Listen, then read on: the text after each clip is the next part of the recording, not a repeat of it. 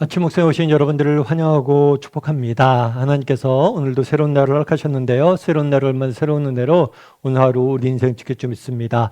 오늘은 개혁의 서막이라는 제목을 가지고 열왕기하 22장 1절부터 20절까지 말씀을 함께 살펴봤으면 좋겠습니다.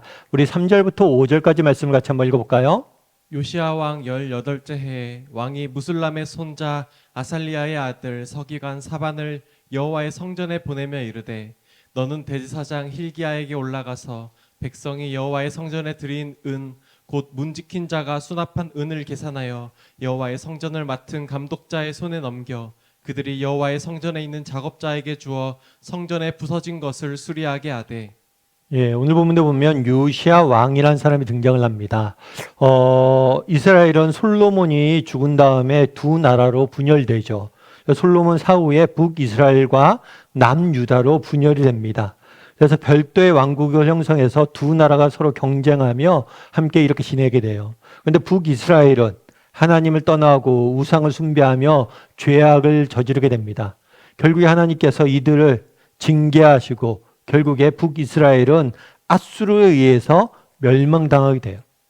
이제 남유다만 남은 겁니다.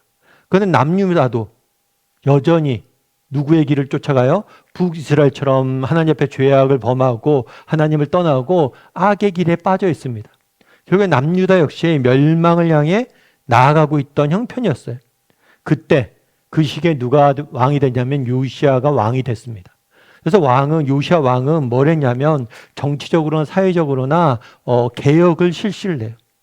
그래서 이스라엘 민족 남유다 나라를 정말 하나님 보시기에 기뻐하시는 하나님 원하시는 나라로 세우기 위해서 여러 면에서 노력을 하게 됩니다.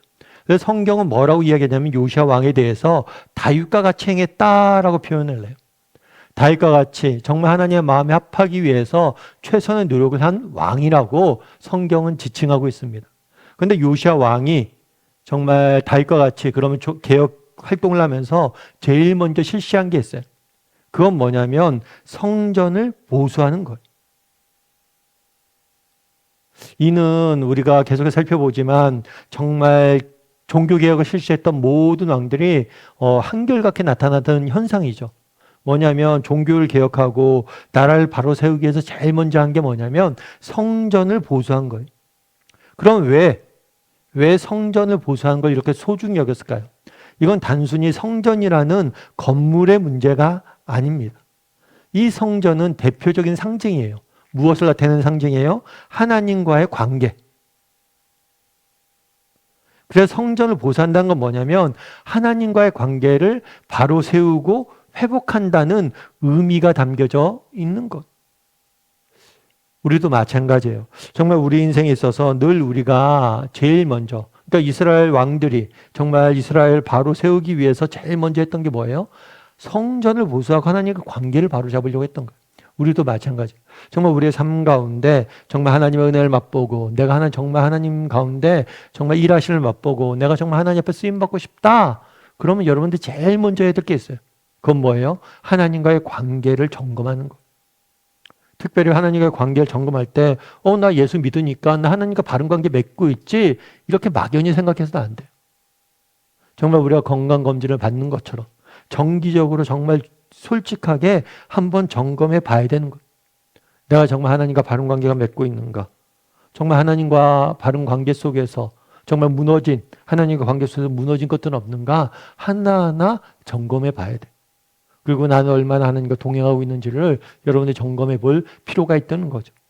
그런데 요시야 왕이 성전을 보수할 때 생긴 일이 있어요. 그럼 어떤 일이 생겼을까요? 우리 8절부터 11절까지 말씀을 같이 한번 읽어볼까요? 대제사장 힐기야가 서기관 사반에게 이르되 내가 여호와의 성전에서 율법책을 발견하였노라 하고 힐기야가 그 책을 사반에게 주니 사반이 읽으니라. 서기관 사반이 왕에게 돌아가서 보고하여 이르되 왕의 신복들이 성전에서 찾아낸 돈을 쏟아 여호와의 성전을 맡은 감독자의 손에 맡겼나이다 하고 또 서기관 사반이 왕에게 말하여 이르되 제사장 힐기야가 내게 책을 주더이다 하고 사반이 왕의 앞에서 읽음에 왕이 율법책의 말을 듣자 곧 그의 옷을 찢으니라. 성전을 보수하는데 성전에서 뭘 발견했냐면 율법책을 발견하게 됐어요. 이 율법책을 발견하게 되자 서기관 사반이 이 율법책을 읽었다라고 성경은 말하고 있습니다. 사실 우리는 오늘날 성경책을 집에 갖고 있죠. 여러분들이 개인적으로 집에 성경책을 갖고 있고 또 앱을 통해서 우리가 성경책을 볼 수 있잖아요. 하지만 그 당시에는 책이 흔한 시기가 아니었어요. 개인이 성경책을 갖고 있을 수 없었습니다. 성전에 뭘 보유하고 있냐면 이 성경책을 보유하고 있었어요. 그래서 성전에 가서 이 성경책을 뭐예요? 낭독을 해요. 그래서 들어요. 그래서 하나님 말씀을 들음으로 알 수밖에 없는 형편이었어요. 그런데 성전을 보수하다 보니까 그동안 우리가 읽지 않고 듣지 않았던 율법책, 성경책이 발견된 거예요. 그래서 이 성경책을 어디로 가져갔어요? 왕에게 가져갔습니다. 그랬더니 왕 앞에 갔더니 이 왕이 성경책을 읽고 이 말씀을 듣자 뭘 했다고 그랬어요? 그 옷을 찢었다라고 표현되어 있어요.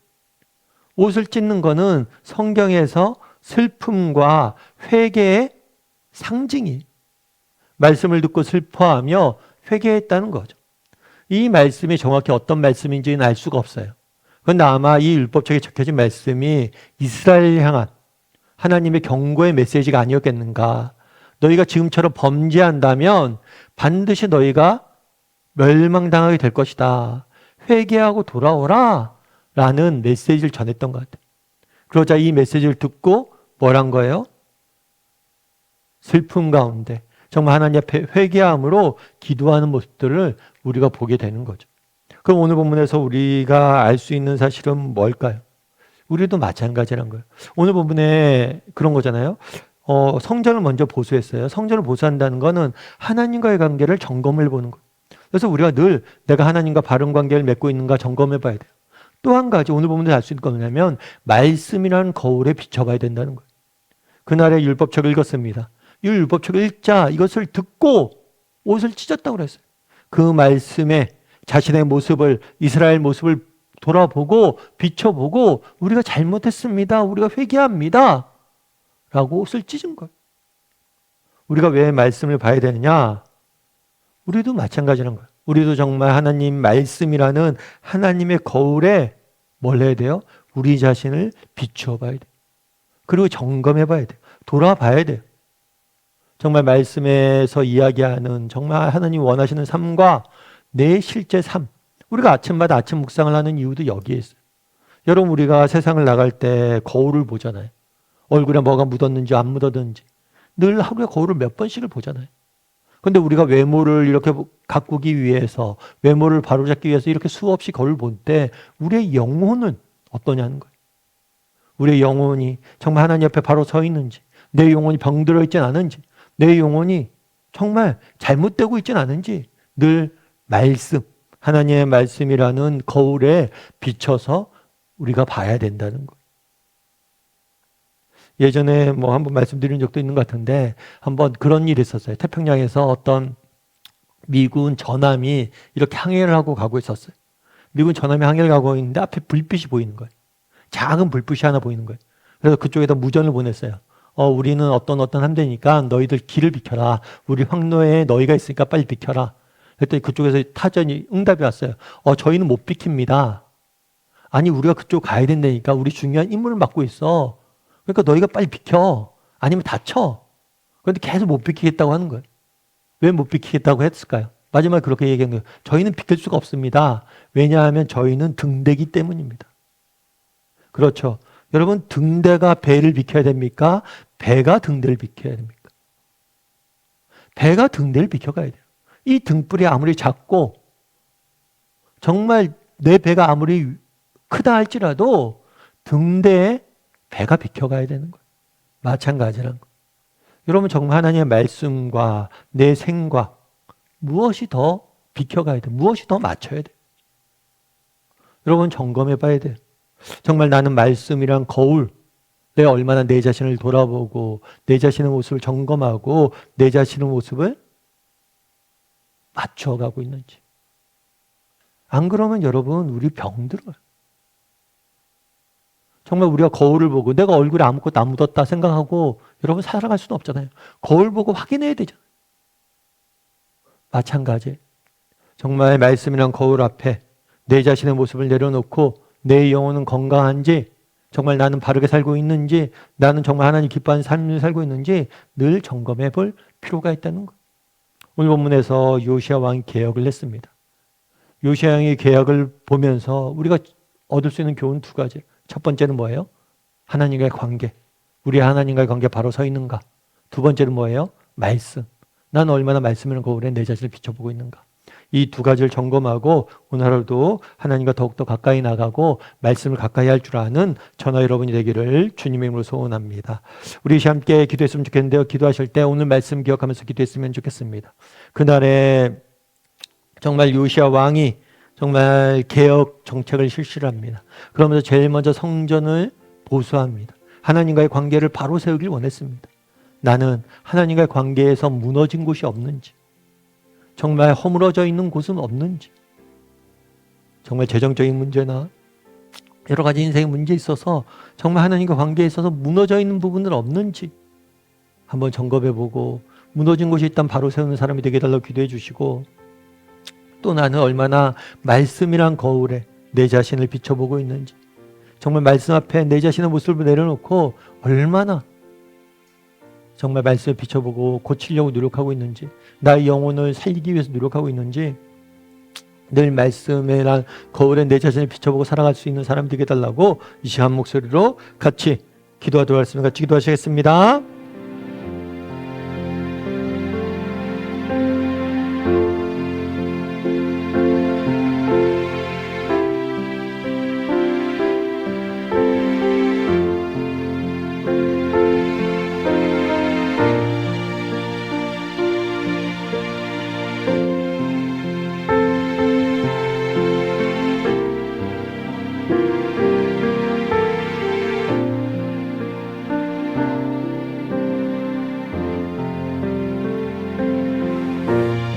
사랑의 하나님, 오늘 요시야가 어떻게 정말 남유다의 개혁을 실시했는지 살펴보았습니다. 무엇보다도 성전을 보수하며 무너진 하나님과의 관계가 없는지 돌아보는 모습들을 보게 됩니다. 우리도 한번 돌아보게 도와주시옵소서. 하나님과의 관계 가운데 내가 무너진 것들은 없는지, 내 기도 생활은 바로잡혀 있는지, 난 얼마나 하나님과 동행하려고 노력하고 있는지, 난 얼마나 하나님 앞에 대한 믿음을 갖고 살아가는지, 정말 하나님과의 관계에 있어서 무너진 부분이 있다면 다시 한번 회복할 수 있는 은혜가 있을 수 있도록 하나님 우리를 붙잡아 주시옵소서. 아버지 하나님, 또한 정말 요시야가 하나님의 말씀을 보고 자신의 옷을 찢는 모습들을 보게 됩니다. 우리도 늘 말씀이란 거울에 우리 자신의 모습을, 나의 삶의 모습을, 나의 인격을, 나의 영혼을 비춰볼 수 있게 도와주시옵소서. 그래서 우리도 우리의 옷을 찢고 말씀 앞에 홀로 설 수 있는 은혜가 있을 수 있도록 주여 붙잡아 주시옵소서. 하나님, 정말 이제 주말이고 하나님 앞에 나아가 예배해야 되는데, 정말 우리의 예배가 정말 참된 예배자가 되어서 정말 하나님과의 바른 관계를 세우는 복된 예배자가 될 수 있도록 주여 은혜를 더하여 주시옵소서. 하나님께서 오늘도 우리 함께 할 줄 믿사오며 모든 말씀 예수님의 이름으로 기도드립니다. 아멘.